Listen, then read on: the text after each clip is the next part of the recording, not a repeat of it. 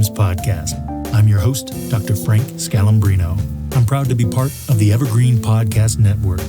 Thank you for being here.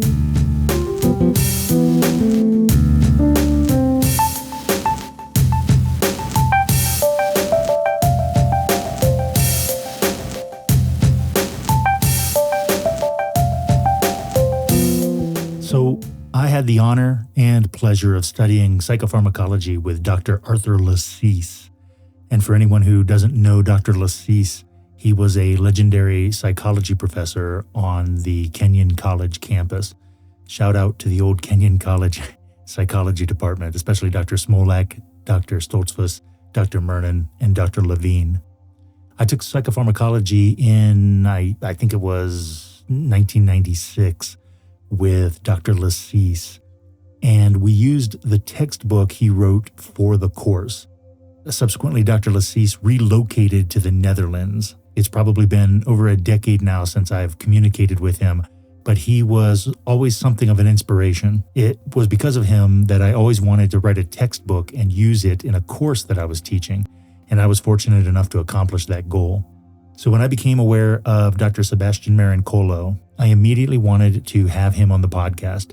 For anyone who has ever spent time in the Netherlands, you'll recognize the name when I say that Dr. Marincolo actually worked alongside and was friends with Dr. Lester Grinspoon, perhaps best known as Dr. Grinspoon. Interestingly, Dr. Marincolo approaches psychopharmacology not only as a scientist, but also as a philosopher. I encourage you to read his books and check out his bio, since there's simply not enough time for me to go through all of his amazing experience here. When I was living in Dallas, Texas, I spent a lot of time at the SMU library. It's an amazing library. In fact, it's every bit right up there with the University of Pittsburgh library. And I found a book titled something like The Phenomenology of the Cannabis High.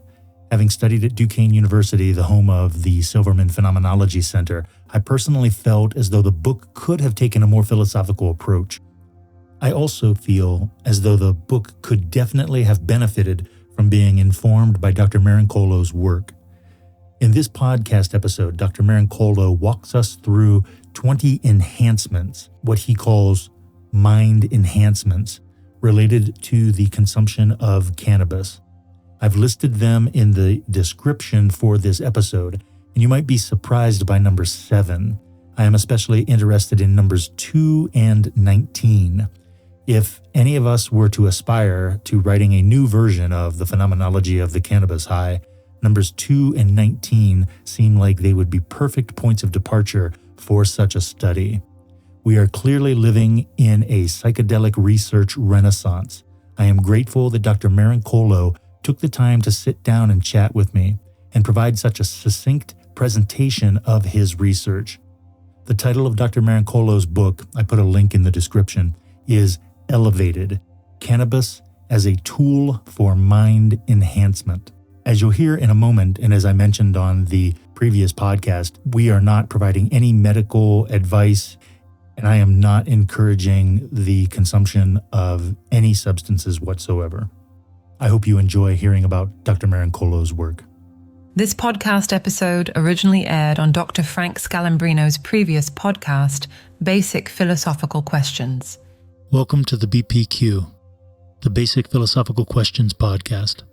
Today I have the pleasure of speaking with the 21st century German philosopher, Dr. Sebastián Marincolo. Dr. Marincolo has published 4 books. He has a new book titled Elevated. The subtitle is Cannabis as a Tool for Mind Enhancement. As younger generations continue to determine public policy around the globe, we are now seeing the return of psychedelic and entheogenic substances into public and therapeutic spaces. In this podcast, Dr. Marincolo gives us a glimpse into his empirical and philosophical research of cannabis.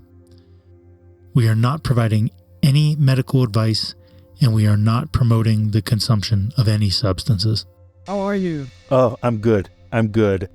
Before I go into details, I would like to give a characterization of the high and just name and explain a little bit all the cannabis and the enhancements that people have experienced and reported during a high, which I take not only from current or contemporary people's reports, but also from literary reports and summaries and studies, etc. Because I think if you once have the whole list, because many people are familiar with some enhancements like the intensification of sensory experience, for instance, that you taste something and it feels more intense, or the taste is more intense, or other things. But if you see the whole list, I think it's quite impressive. So I'd like to just run through, and I'm not saying that if you're high, you're going to experience all these at once. Maybe you can, but this is basically a list, an extract of what I, in my research, found people to say about the cannabis high. If things go right, if they are in the right mood, if they have dosed it right, etc., etc. So what kind of mind enhancements, perceptual enhancements, and cognitive enhancements do they perceive during a high? One of the fundamental effects I found very often reported is what I call a hyperfocus of attention. So people are very focused on what they perceive, do, imagine. But this is one where we have to go into detail again, because people also said to me, well, yeah, but I'm very jumpy also, I'm not focused. So let me get back to that later, because I think it's a very, very important point. So hyperfocus of attention, number one, very important mind enhancements during the high, which is also can be used medicinally for ADHD, etc. So the next thing, which is probably connected, is the intensification of sensory experience. So you feel cold water going down your throat, and you have a very intense feeling of the sensation. You can, whatever you see, perceive, hear seems more intense, or what you taste seems more intense. Now, this is also a well-known effect during the high for many people. The next point, the third point, is a feeling of awe, which is important. That is something that my friend Jason Silva stresses a lot, and I think for a good reason. Not only for cannabis, but also for other psychoactive or psychedelic substances. The feeling of awe is interesting because, and important because very often it starts an investigation. Like Plato said, that's the beginning of philosophy. Right. The sense of wonder. You look at a tree and you're like, okay, I can cut that down or do this or that. But if you look at a tree and you have the feeling of awe and you marvel at the beauty and you think like, wow, and why actually, then you start to ask yourself questions. Why does it grow like that? Why does it do this and that? And then you start to get interested in things. So feeling of awe is a very interesting enhancement.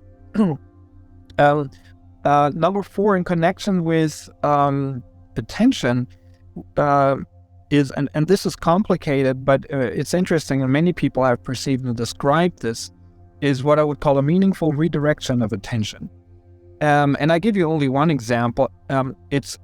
Or a general point about it is very important how we attend to things going through the world. If we have different attentional patterns, we're going to perceive completely different things. If you go down the street and you are looking for food, you're going to see completely different things. You're going to be in a completely different reality than if you walk down the same street and you're a criminal followed by the police and you have to look for escapes. You won't realize any restaurants, any whatever. You're looking for different things. Attention patterns are really important. And what I mean by a meaningful redirection of attention is that many people have, for instance, reported that they suddenly attend to patterns differently, or they attend to their bodily signals. We're going to come back to that later. And, or for instance, to nonverbal language. So they see different patterns and reactions in people, emotions differently because they redirect their attention to other signals. Then connected with what I said before, number 5, with the intensification of sensory experience is a greater acuity and perception. So very often people see more detail in images, or they hear more detail in music, which of course probably has to do with the hyperfocus of attention. If I hyperfocus on something, I not only have a more intense experience, but very often I see more details in whatever I attend to. If I talk to you in a restaurant and we're eating really, really great food, we're eating the best pizza in the world, but we're talking about philosophy. Later, we're going to come out of the restaurant and you're going to ask me, so how did you like the pizza? And I'm going to be like, what was it? Did we eat pizza? I don't remember. You know how philosophers. Sure. But if you attend to the pizza and you just, say, okay, let's just even not have light and not listen, not talk, not have music, but just concentrate on the pizza. Of course, you're going to more details in whatever you perceive in the taste. Now, number 6 in the enhancements is enhanced synesthesia. Synesthetic experiences are experiences that are usually described for stronger psychedelics, as in you hear a Jimi Hendrix guitar solo, you had LSD and you're seeing colors connected to the sounds you're hearing. That would be a synesthetic experience. You're seeing bright colors or images that connect to whatever you're hearing. I think this is a fundamental effect, and it explains, for instance, the impact cannabis can have on creativity to some degree. But let's not go too much into that. I want to give more of a survey now. So number 7 is enhanced episodic memory retrieval. That's an interesting one because it leads to a lot of other cognitive effects. And as you hear me going down that list of cognitive effects, we're going on more and more complex levels of cognition and mental abilities. If you think about it, enhanced episodic memory retrieval can be really important, but first let's clarify the notion a little bit. Episodic memory is my ability to remember an actual episode in my life. My 6th birthday, I'm not talking about a fact. So I may remember the fact that my 6th birthday was a catastrophe because, I don't know, something broke down or the organization didn't work, without remembering any of the events that happened there. Maybe my mom told me or whatever. And but if you have an episodic memory, you really remember parts or big parts of a big chunk of the actual episode you had there. So in cognitive science, that's a really that's an important distinction between episodic memory, a semantic memory, and procedural memory. So, and episodic memory is something that a lot of people, or by the way, sorry, I forgot short-term memory, which is really important because for many people, especially if they overdose or if they have cannabis of a lesser quality, then they have those interruptions in short-term memory and they are losing the thread during the conversation. They go like, so episodic memory, many people have reported to be enhanced. So they suddenly remember events that they haven't remembered before or haven't remembered ever before, like from their childhood. Or they remember events that they remembered before, but now in way more detail. And there are a lot of reports where you get a lot of details, and these people can tell in their biography, wow, I never knew. And then they go out to others and tell them, and they're like mothers or dads, and they're like, that's what happened. So that seems to be something that can happen during not only cannabis high, but other substances as well. Then we're at 8 now, intensified imagination. Intensified imagination is very often reported. Many people think, that's nice, for artists and all, but we underestimate the power of imagination because it plays a big role for decision making as well. For instance, if you ask me, do you want to jump out of the plane tomorrow with me, to make a decision, I will probably imagine how would it be, to sit in that plane and go up and I'll look down and be like, so that's an important thing. And intensified imagination is something that is very interesting and happening during the high for sure. 9 is mind racing. Mind racing is something that may or may not happen during the high, depending on the dose, of course. But some people perceive it as something that they really dislike, because they feel like, for instance, they're running after a train of thought, but they're falling off the train. They're like, yeah, I just had an interesting thought, and there it goes. It's gone. I don't know. And there's the next one, and then you have all those. You have a rapid associative flow of ideas, but maybe it's going so fast that sometimes you fall off the train, so to say. Sometimes, however, you're going rapidly through associations, which can be incredibly helpful to come to insights or whatever. So that was the mind racing. Then you have a distortion of time perception. Same thing here. Distortion of time perception can be like the slowdown of time perception.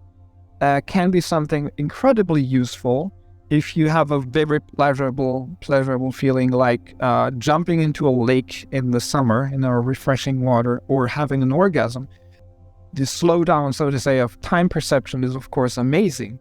If you're driving a car, it might become really dangerous, because you're kind of losing track on where you are and how long have you driven on this road, etc. Then many people have reported enhanced pattern recognition during a high, all kinds of patterns. You listen to music and you hear Miles Davis solo, and you suddenly, for the first time in your life, you realize that in this solo, there is a pattern of a Charlie Parker solo, and Miles Davis must have, listened to that well, or something like that. Then the reports are very interesting on the enhanceability of language understanding. For instance, if you hear a foreign language, many have reported that during the high, they feel better able to understand. I've had all those effects myself, so I felt that too, that sometimes I feel better able to understand a foreign language and get into it. You really get into it and be like, wow, I understand it way better now. Then an enhanced body perception, which I think is a very fundamental effect.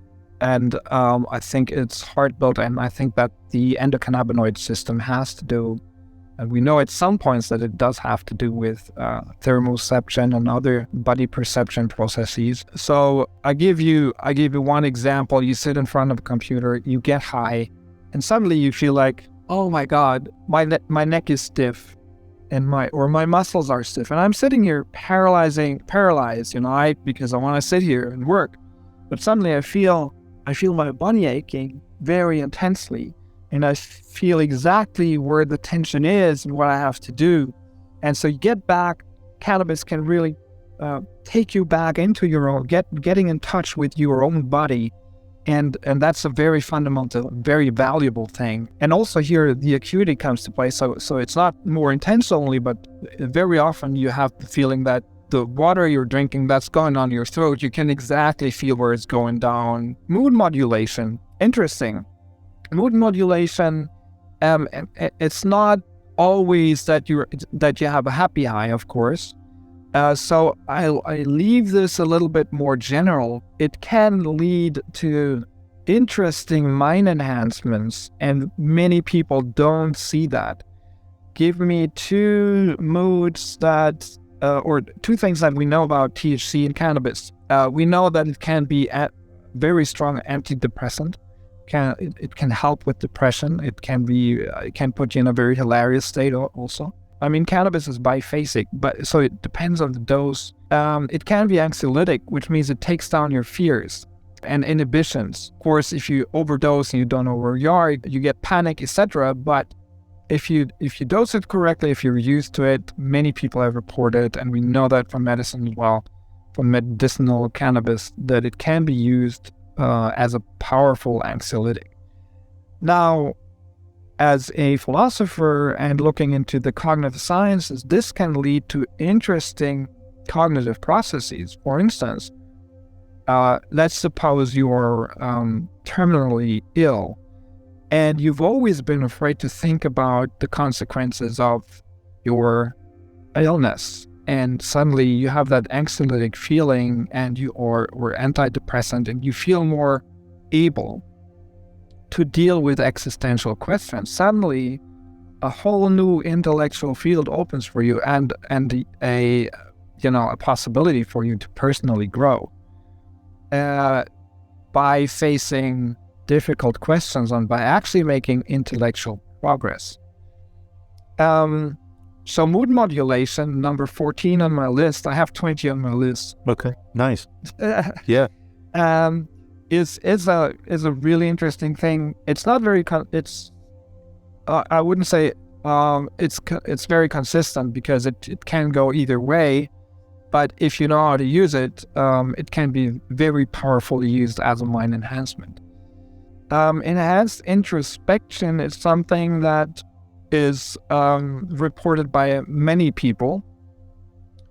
Go deep inside, tell me what you find, is, I think, a line from Cypress Hill. Spark another owl, I think. Yeah, and the owl is the animal of wisdom, right?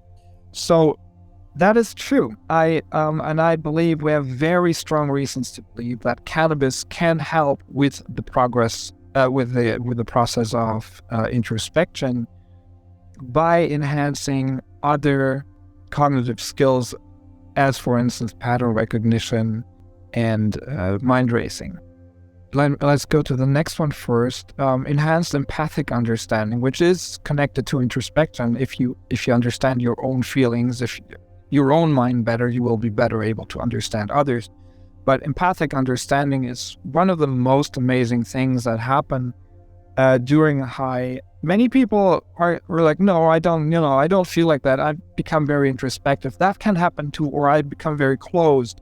I heard many people tell me that in reaction, which I think is true for many people, but that's very contextual, context dependent. If you sit in a room, or you're a first time user and you feel like, oh my God, I don't want others to see that I'm high because it's not allowed here, etc., then you're not gonna, go out and talk to people. So, and it also depends on your character and not only on the context. We've seen it work for autistic children amazingly, and I came from a different side. I never came from the medical side too much. First, I looked at it as a philosopher who was always interested in empathy as a phenomenon, and I experienced it myself. And then at some point in 2009 or 8 or so, I thought I should find if there are autistic people or people on the autistic spectrum who are using cannabis and how they feel about it. And then I found very early examples, and I didn't know that my friend Lester Grinspoon at that time had already advised people to use cannabis for autism, and we have wonderful reports about how autistic children not only become calmer or how they lose their tics, but also how they start socially interacting, and that's an amazing thing. I think there's a lot of work to be done in science to look at that, and I've tried to come to a much better understanding of how that could happen. Connected with that, there is number 17, an enhanced sexual experience for many people, and that is, I think, for many reasons. There's not one thing like just look at the list that I've given you. The hyperfocus of attention may be responsible for you giving more attention to your partner. The intensification of sensory experience plays in. The feeling of awe plays in. You give a kiss as if you feel it as if you given your first kiss. You have a meaningful redirection of attention. You have intensified imagination, which can be really valuable in the sexual experience, etc., etc. So if you look at that list, it's a very multi-dimensional state with a lot of changes in cognition, and we're not even down the list. I give you the last two, which are 18, enhanced creativity, and in my new book, which is gonna come out soon, called Elevated: Cannabis as a Mind Enhancing Tool, for Hilaritas Press, I have a very long, and I think this is a very up-to-date article on how I believe cannabis can, under some conditions, really enhance creative output for many people. And connected with enhanced creativity, I think that's the phenomenon that actually got me started into the whole area of looking into the cannabis enhancements, were spontaneous insights. And spontaneous insights, of course, are what we call creative ideas, but I would separate them conceptually from creativity. It's a bit different, because you might be creative and work on start a new way of painting without having an insight. For me, it's a bit more on the intellectual level, that you have insights, ideas that you can actually explain and that are more conscious. And insights are interesting because they are elusive phenomena. I mean, I'm not talking about I'm talking about spontaneous insights, as in the aha experience, where you go like, oh, I suddenly had a great idea. You come up with a new theory, with a new breakthrough in a theory, or breakthrough for writing a novel, or an idea for a painting, or whatever. Usually, if I ask you if you just had this breakthrough, how did you do that? You're gonna be like, I don't know. I was under the shower, like Carl Sagan in his story Mr. X, which he published, an amazing account of the cannabis enhancements and about himself using cannabis for writing his books and public addresses, published in Lester Grinspoon's book Marijuana Reconsidered in 1971, I think, or 1970. So I looked into the whole psychology of insights, because that Gestalt psychology school, Max Wertheimer, the founder of the Gestalt psychology school, and others tried to find out what happened there with empirical means, and they came up with creating all kinds of experiments to get to the nature of spontaneous insights. And we know much more about them today, because for decades it's been kind of a myth. It's like, and the creative genius in the classic philosophy, that was more of some genius has a connection to first the gods, and then in Romanticism it was some kind of genius has, like Beethoven, has a connection to nature that we all don't have, but it's all like a magic trick. And then later, we basically, since the Gestalt school and cognitive science, coming back to that phenomenon maybe in the 80s with Robert Sternberg and others, we know that actually insights are a special cognitive process. And I looked into what we know about that special process and how cannabis could actually help that special process. And then I found all those other enhancements, because most of them are needed to explain how cannabis can help you with your insights. So that is basically a long list, and it needs a little bit of explanation, because there are some technical terms, and I realize very often when I just rattle down the list, many people are like, oh, what? But if you give some examples, many people go like, oh yeah, I've been there and done that, had that. And before, if you ask them, you're like, do you think cannabis is a mental enhancement tool, or is it a nootropic? Is it, they would be like, no way. Is it a cognitive enhancer? And why is that? Because I think, no, I think it's because the prototypical nootropic, as we think of it, is something that makes you more alert, an amphetamine, or something that, where we can sit down and study Ritalin, and you, for a long time you can focus on something and you're very alert, but you're in a state that's definitely not a high. And the high brings out probably a lot more right hemisphere functions, which Carl Sagan observed. I wrote an essay about it, and I think I looked into it. This is something that I discussed with Lester Grinspoon a lot, because when I talked to Lester about it, I said, yeah, I looked at Carl Sagan's thesis that cannabis would suppress maybe some left hemispheric functions in the brain, and thereby bring out the stars, so to say, and right hemisphere functions come out better. Imagination and enhanced pattern recognition and these things. And Lester was like, be careful because Carl had some wild ideas, and with his hypotheses, he was maybe too early. And I said, no, first of all, I looked into Carl because that thesis is in a footnote in Sagan's book, The Dragons of Eden, amazing book about human cognition and the evolutionary architecture, because he really read into a field that's not his. And so it's a footnote in there. I read that and I realized that he had gobbled up all the knowledge at the time, state-of-the-art knowledge about what was known back then about the left and the right hemisphere, and it was not some new age stuff. So he had really done his work there, and since then we know a lot more about how left and the right hemisphere interact. And it's not like emotion is in the left and speech is in the right or something like that, but there are really important differences, and it makes sense to say that, and it's very interesting to see that cannabis can enhance a lot of the functions that we usually perceive or think of as something that are more based in the right hemisphere. The one exception is what I'd say is the hyperfocus of attention, which is usually a very left hemispheric activity.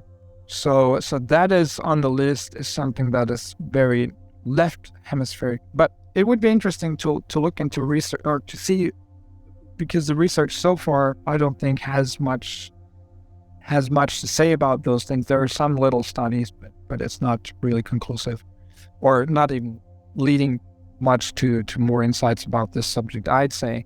But for the future, it would be interesting to see how cannabis affects the hemispheres differently. So this is why basically I think cannabis can be a great enhancement tool without people seeing it as such, even if they're using it as such. Many people many users, cannabis users, have witnessed and experienced spontaneous insights or creativity or mind racing or intensified imagination or synesthetic experiences or the feeling of awe or the intensification of sensory experience. But they don't usually consider that because it's not a state of just alertness and rational thinking in high speed. They don't consider that as a cognitive enhancer because it doesn't fall into their prototype of a cognitive enhancer. And also, for some, of course, there are shame issues. Cannabis is bad, cannabis is a drug. Why should this come from it? If I say that, I glorify a drug. I can't do that. So there are shame issues in that too, why people wouldn't report that. And then some people, of course, have problems to just verbalize all that, because they don't have the language and the skills to talk about those psychological processes. So there are many blocks why people wouldn't report that. So you have to really look into reports from people about what they actually experienced during the high and collect it here and there.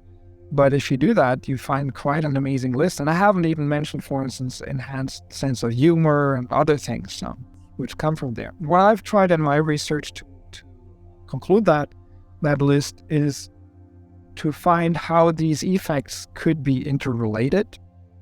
How can we use it for personal growth? How could we use it for psychotherapy? How could we research those, and how could we collect more data and collect more evidence that cannabis can lead to those effects? What is the neural correlate of that? How does the endocannabinoid system actually interact with the brain and control processes in the brain that might lead to those effects? So all these questions I've tried to advance and try to give some answers from a let's say empirical philosophical perspective. Yeah, but was wondering, do you see? I mean, I don't want to overly, narrow the scope of anything that you're doing or saying, but when you mention Gestalt psychology, I hear you saying on the one hand that you're primarily interested in sort of the empirical relation to this content, but in another way, would you say that this is a kind of extension of Gestalt psychology? when you're studying insight, it's almost impossible to avoid Gestalt psychology. Yeah, and modern theories, some of the modern theories built on that, and they have brought more empirical evidence to notions like important notions like functional boundness of our perception, which is something that was already noted by Aldous Huxley. Aldous Huxley was the grandson of Thomas Huxley, who was Darwin's bulldog. So he would go to public talks to spread Darwin's knowledge. And Huxley later, in his famous essay about the doors of perception, after which the rock group The Doors named themselves, he came up with a thesis. He took mescaline, and he came up with the thesis that the doors, he came from the background of evolutionary psychology. Actually, he knew Donald Broadbent from the 50s, 60s, that research.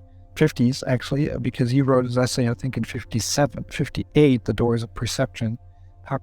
Aldous Huxley knew that research, and basically he said that what we now know in psychology is true, that most of our perception is automatized if you look at it in an evolutionary way, which people didn't do before the 50s. And if you look at it this way, you'll see that we're not built to have a very open perception to everything that's happening around us, but it's built to get us in the tunnel to see what is important for us to survive.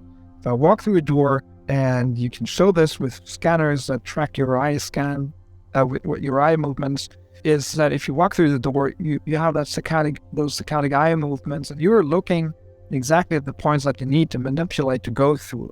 You are not looking at the colors, at shapes, etc. You're only interested in certain aspects of the door. Now, Huxley's thesis was that psychedelic substances, I was talking more about mescaline, would actually paralyze those functions, those automatisms, and therefore your mind would open. The doors of perception would open, and so suddenly you sit there and you are on a trip looking just at the door's surface, seeing every little detail in how it reflects colors in its environment because it has a metallic surface, etc., etc. Suddenly you're super hyper focused. You don't care about how do I walk through this door, but you're just like, you see, as Huxley said, the thing in itself. And I think, let's get back to the notion of functional boundness, which was a notion very important to Karl Duncker, probably the most intelligent and the best student of Wertheimer, who made experiments like the matchbox experiment. He could show that our perception is functionally bound. You know that experiment, the matchbox or candle experiment, where you have to attach a candle to the wall, and you have matches and a matchbox and a little candle. Now, this was one of the insights experiments where they tried to find out how do people get the final insight, what is happening. And people would be confronted with that problem, and they would be given those things. And they had one group of students who would get the matchbox with matches inside, and the others would get the matchbox without matches inside. And those without the matchbox would come earlier to the solution in general, which is you take out the matchbox, you take the thumbnail, because you can't attach the candle with the thumbnail to the wall. The thumbnail's too short. But you can attach the tray of the matchbox to the wall and then put the candle on it. So that's the solution.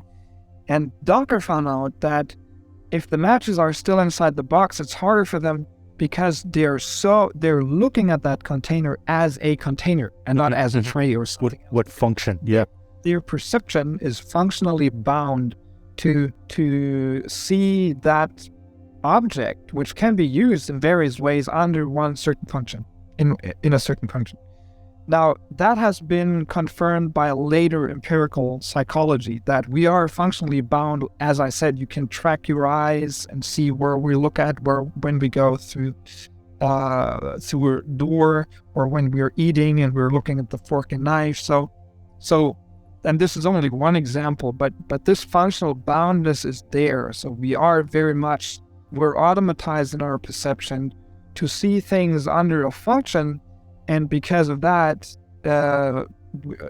we want to know how do we manipulate this and that, and we take a lot of shortcuts in our perception, and we don't see other things anymore. And if you interrupt that automatism, then interesting things happen. So yes, to make it shorter, Gestalt psychology came up with notions like functional boundness in thinking, and they were confirmed later by various experiments in cognitive science. So we have a lot of cognitive science that builds on that tells us, that basically is the right way. And so we see the mechanism or some mechanisms for insights. Like, for instance, we know that relaxation helps, to get an insight, because if you're working on a problem, you are in that functional realm where you're still stuck, and then if you relax and you're free associated, and suddenly sometimes you just think outside the box, etc. But so we know that the Gestalt psychology started to think about those things. How do insights happen? And what kind of cognitive processes are they, and how can we help them to come into existence more? And then from modern research, we know more, and we also know more how the right hemisphere and the left hemisphere interact to produce insights. So this might be one of the interesting things why cannabis can help you with insights also on that level, because it might have a different impact on right hemispheric function.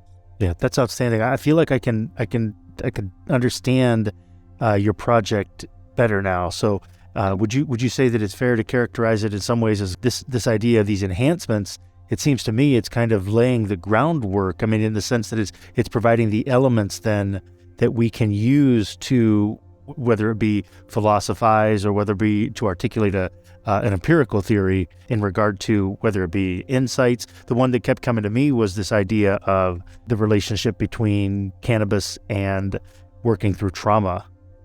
Yeah.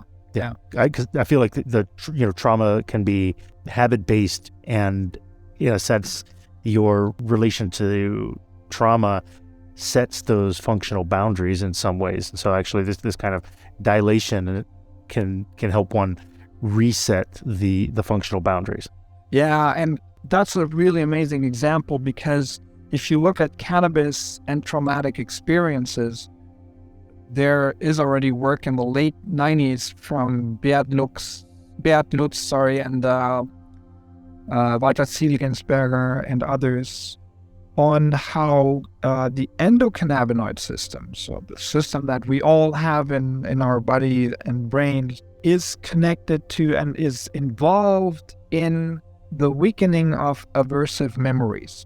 I always explain it this way. Think of it from an evolutionary perspective. If you're in the Stone Ages, you're walking into the woods or a jungle, and there's a tiger, and you feel like, oh, good, that's food, and you hit it, because you've never seen a tiger before. Now, the tiger almost kills you, you barely survive.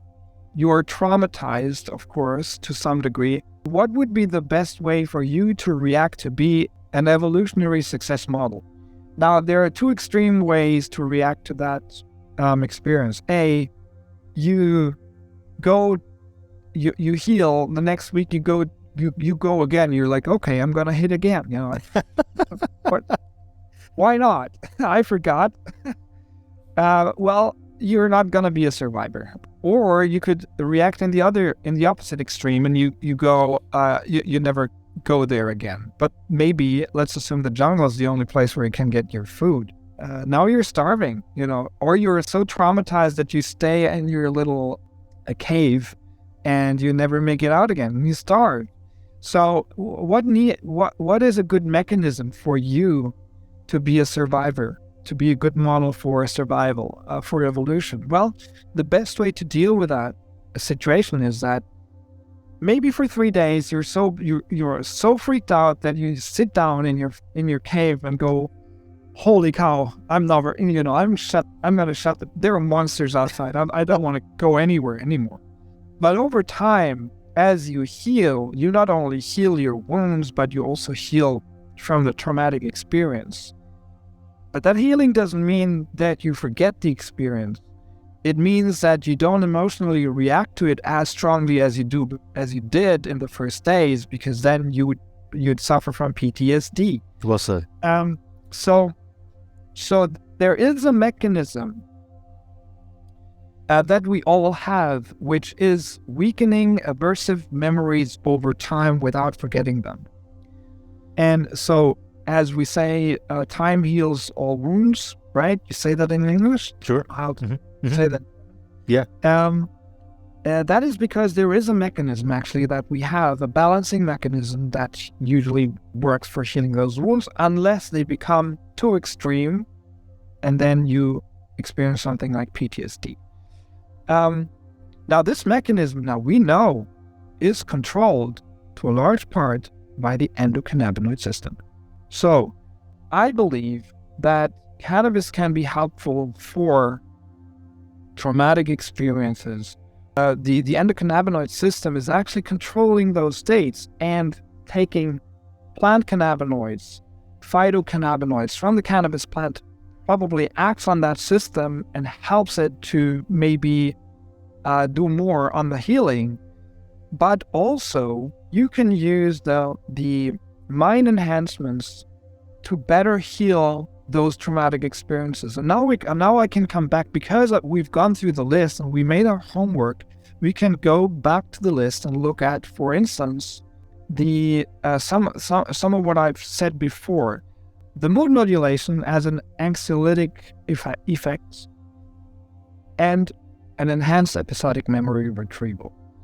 Now, let's assume you are a traumatized veteran. You've been in a war, and there was something that happened, a horrible killing scene. And of course, your natural reaction is, I'm trying to get away from it, try to forget it.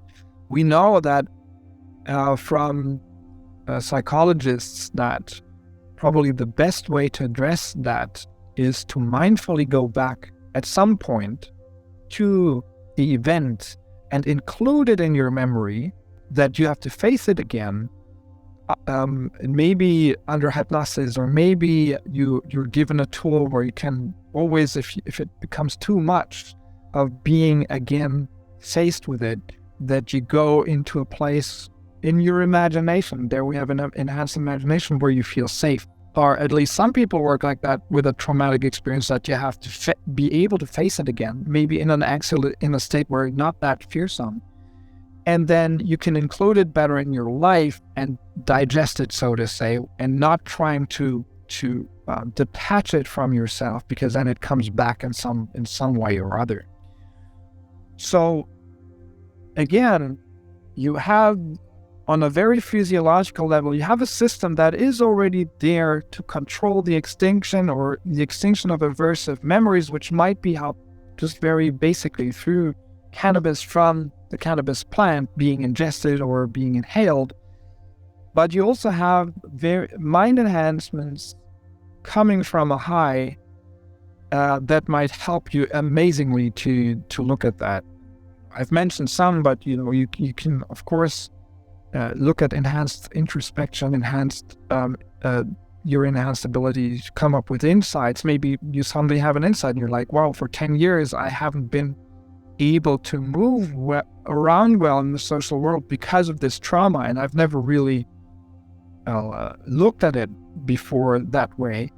So these enhancements can be incredibly important for healing processes if you are able to navigate your high, to as I say, to surf your high. Thank you very much. That's outstanding.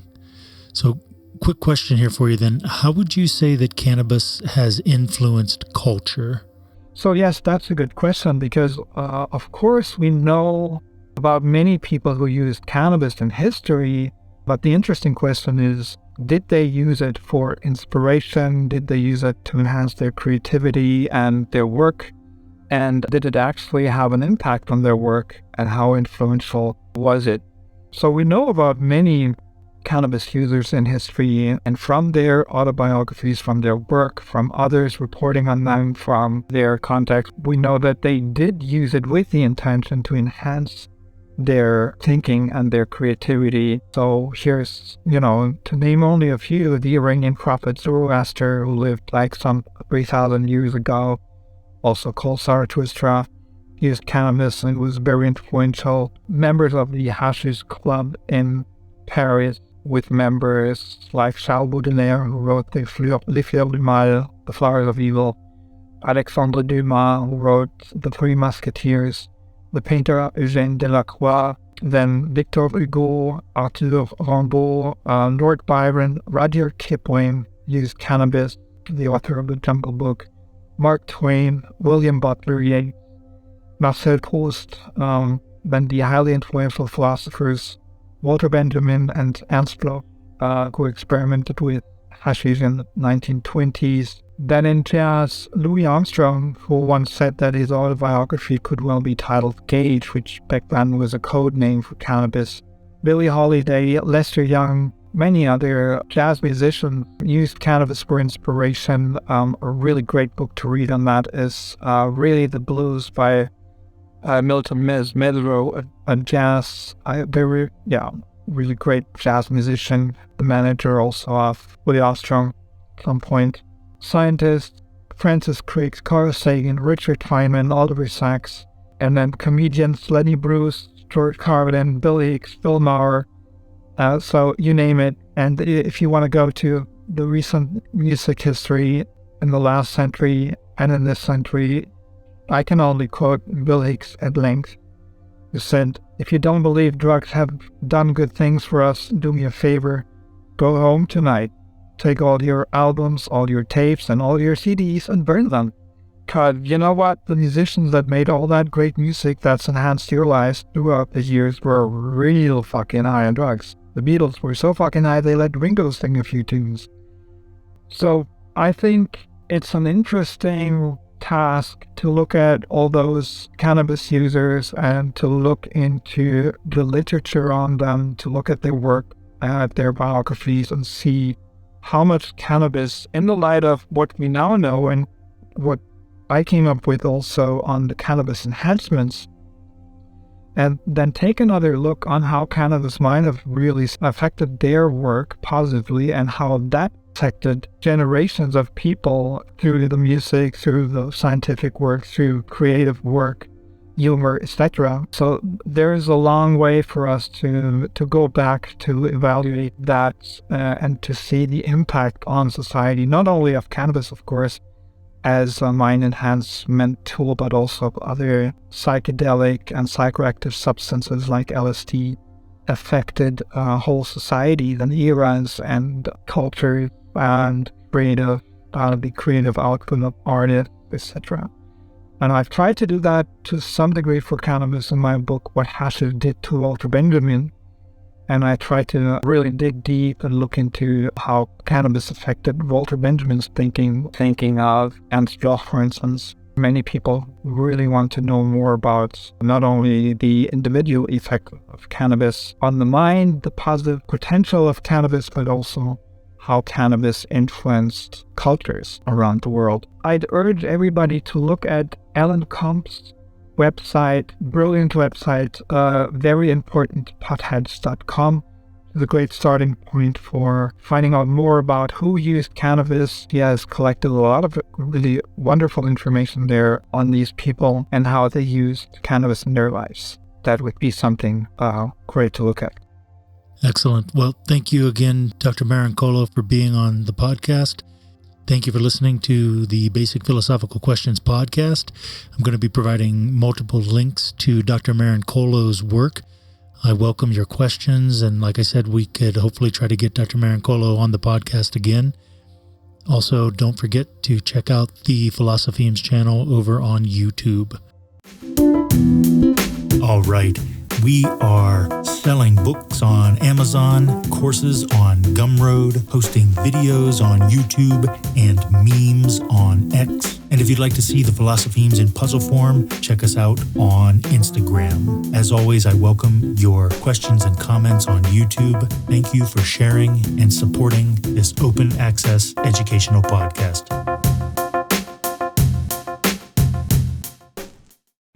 This is Mark. And this is Wes. We'd like to tell you about Close Reads, a philosophy podcast where we comment on philosophy texts in real time. We give you the experience of reading very difficult verbiage without you having to actually do that. We cover the big names and the figures you've always wanted to know more about. And share our insights from 15 years running the Partially Examined Life podcast, downloaded over 50 million times. Join us on Close Reads.